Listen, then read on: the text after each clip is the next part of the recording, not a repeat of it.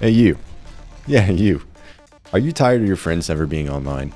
Are you tired of random teammates constantly throwing matches because they get tilted, causing your rank to forever be banished to the Shadow Realm? Well, maybe it's time to try some fighting games, because there's no teammates, which means there's no excuses. Dropping the combo? That's on you. Forgetting to hold down back as you get launched into orbit, watching your health bar just get absolutely disintegrated. That is also on you. No more randoms throwing matches. No more teammates causing you to tilt. You throw your own matches now. And if you lose, heck, it's on your terms. You're going to be the one to alt F4. Right? Fucking JP players. Oh my god, man. No more waiting for your friends to be online.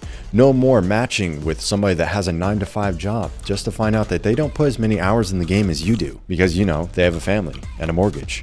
They can't really take time to step away and play all day like you.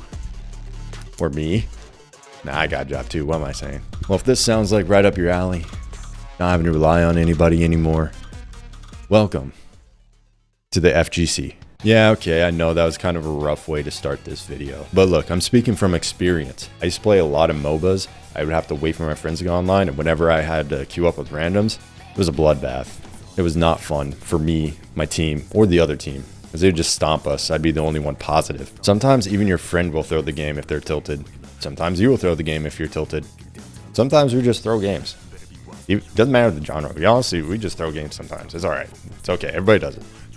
I do it. See, these are some of the reasons why I switched over to fighting games. And this is why I think you should at least give them a try as we head into 2026. And if you have a Switch, or are planning to pick up the Switch too, it might be worth trying out. But why? Why should you? Well, let's get into reason number one. And it's something every new fighting game player is going to feel. It's called the learning curve. Fighting games can seem pretty intimidating. You see all the pro players and all the really high level guys doing crazy combos, awesome mix-ups, and you're like, how do they even do that? Well, sometimes it's just two buttons. You can't just dive in expecting all the knowledge from shooters and MOBAs and JRPGs to translate all that well into a fighting game.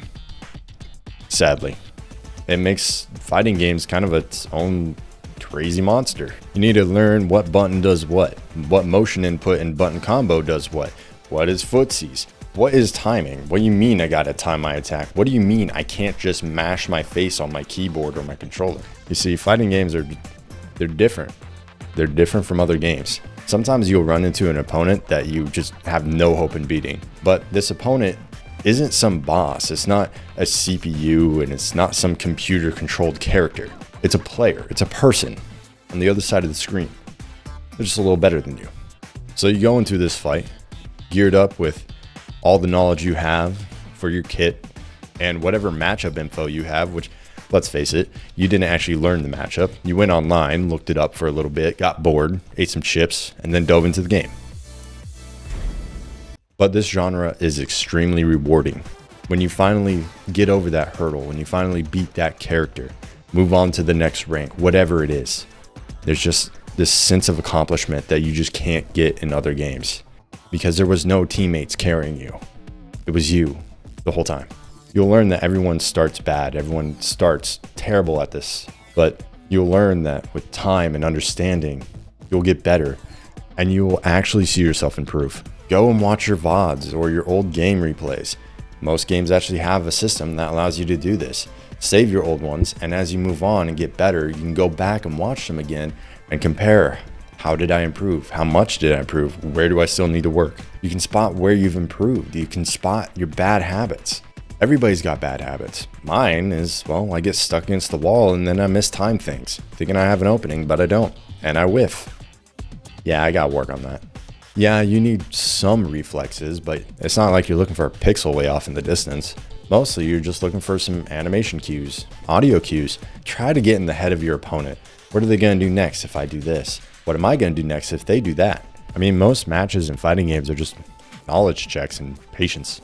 Basically what I'm trying to say is just don't spam.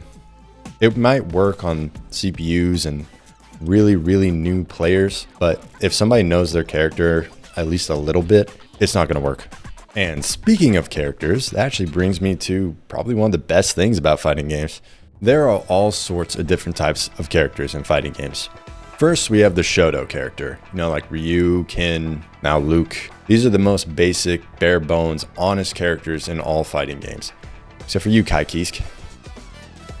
I hate you. I hate you so much. These characters aren't too difficult to learn. They're actually probably the best for beginners because they have one of the most versatile kits in the entire game. They have a way to deal with just about any situation, from really big tanky guys trying to grab you to characters that want to stay as far away from you as possible. And they usually include a fireball. Next, we have our rushdown characters. These guys are extremely fast. Their whole thing is get in, get out. They want to get in, they want to mix you up, do as much damage as they can, and kind of keep you from hitting them back, because believe it or not, they don't have that much health. Just go ahead and hit them really, really hard. Next, we have grapplers. Go ahead and guess what these guys do. Yep, you guessed probably right, I hope. It's in the name, man. These guys don't usually move as fast as everybody else, but they have a much higher health pool, so they can slowly inch their way to you, getting you nice in that corner, so they can go ahead and grab you in a big old bear hug and break your back. Man, Potemkin loves busting. Next, we just have big body bruisers. These guys are, well, they're bigger, and their whole game plan is, I'm gonna punch you. I'm gonna punch you really hard.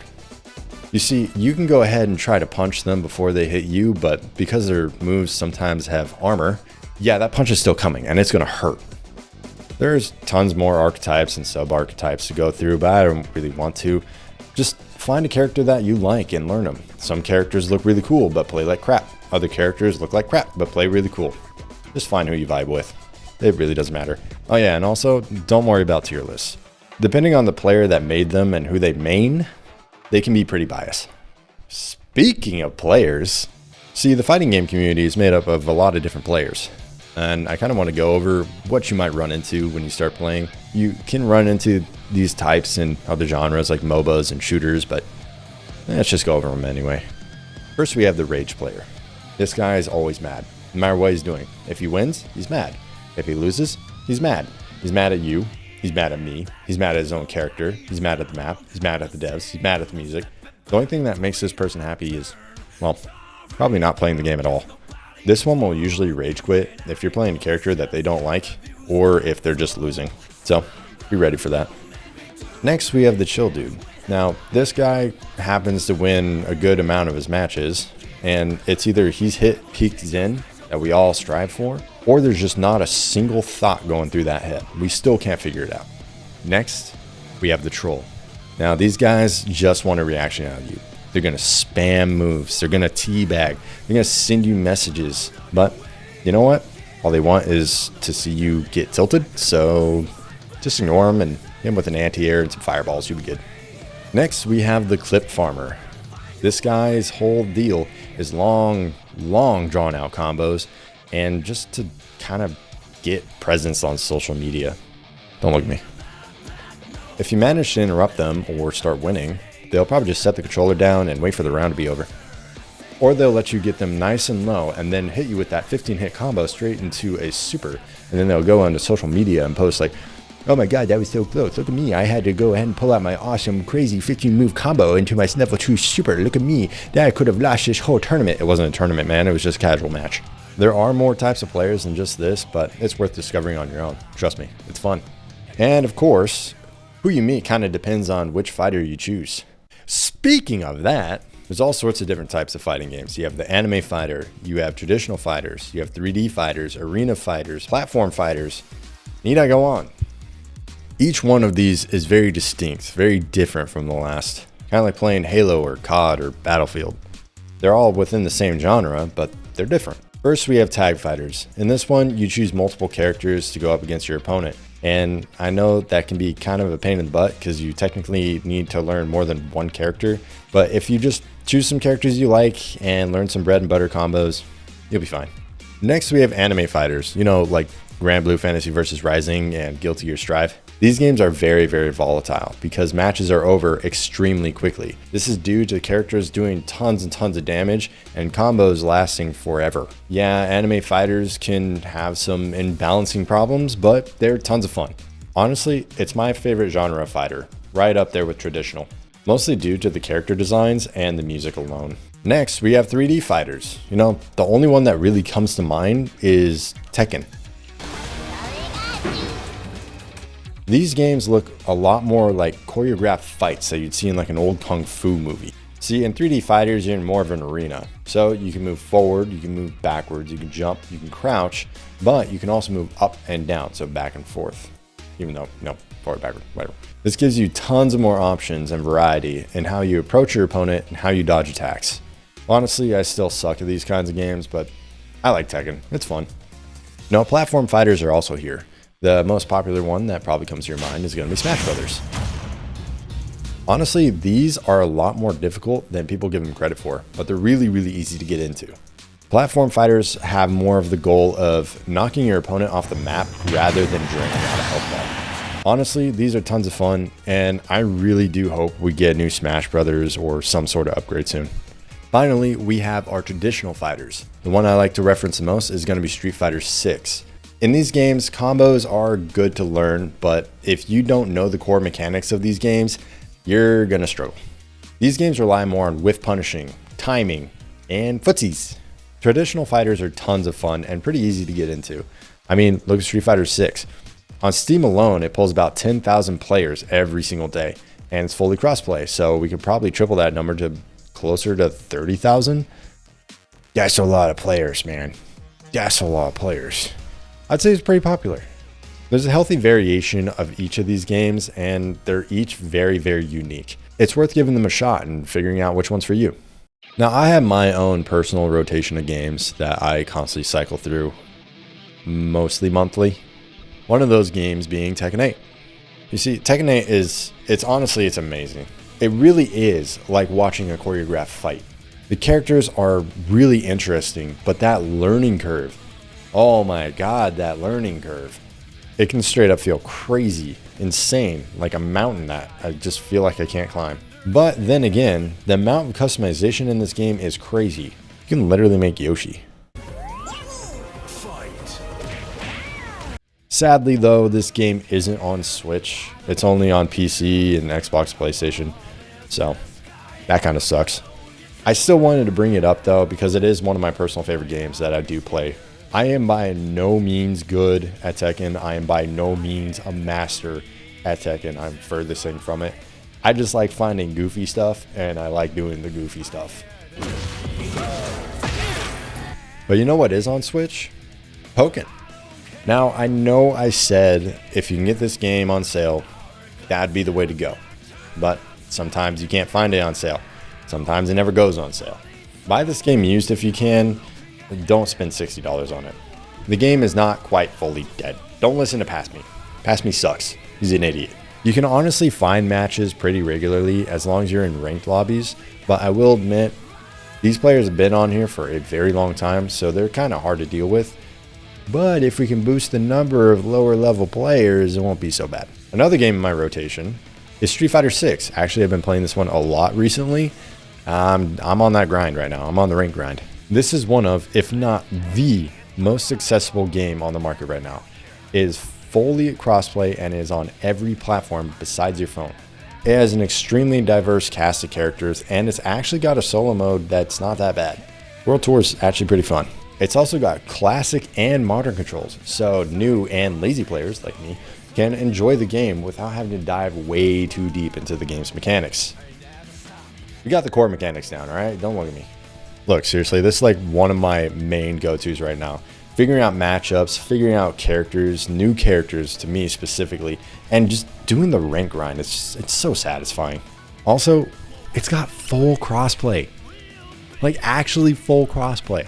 This is one of the few fighting games that's actually on the Switch that allows me to beat people on PC, PlayStation, and Xbox. Okay, look, I know I don't beat them all the time. Look, I know he perfect me a lot, okay? I don't play Zangief very often, okay? God. Look, honestly, with the full crossplay, it's on every platform, and it looks and runs fantastic. This is just a complete win. This is a complete win. Honestly, way to go, Capcom. Way to go. You did it. I'm proud of you. And honestly, if there's any game to pick up right now besides, Street Fighter and Tekken, it's going to be Guilty Gear Strive. Every time I jump into Strive, it's like I'm home. From the music to the characters to me getting my ass kicked by Slayer and its fucking bullshit. This really is a must play, especially in 2026. I admit I do have to switch between PC and the Switch version of this game. There's just sometimes not enough people on the Switch version. I will be sitting and waiting in a lobby for what feels like forever. But with 2.0 coming out next year, we might, keyword might, emphasis on might, get crossplay. Probably won't happen, but I know we can dream, right? We can all dream. Look, I know fighting games are extremely difficult, but there's tons and tons of guides out there to help you get started. And yeah, it may seem dull and boring to learn these combos, but once you actually pull them off very cleanly and you melt your opponent's health bar, there's nothing like it in any other game. Fighting games are just the most rewarding game genre there is because it takes so much skill and there's no RNG BS. The game rewards you for putting in the time and the effort and learning the matchups and not mashing your face on the controller. So why not try them out? Heck, a few of the games I even mentioned have free demos, so you have nothing to lose. And you have 2xKO on PC that's coming to a console pretty soon. And it's free. 2xKO is free, by the way. Seriously, just go ahead and give these games a go. And no, this totally isn't some weird attempt at me to get my friends and random people to join the FGC and play these games and boost the numbers for a lot of these games that have not a lot of players. I would never do that. Nope, not me. I would never do it. So tell me what you guys think. What fighting games do you play? What platform do you guys play on? Also, who do you main? I'm serious, I want to know. Like, why do you main JP? And also, what advice would you give to a new player that's coming into your game? As always, leave your comment down below and make sure you hit the like button if you like the video. And subscribe with the little bell so you know when my next one goes live.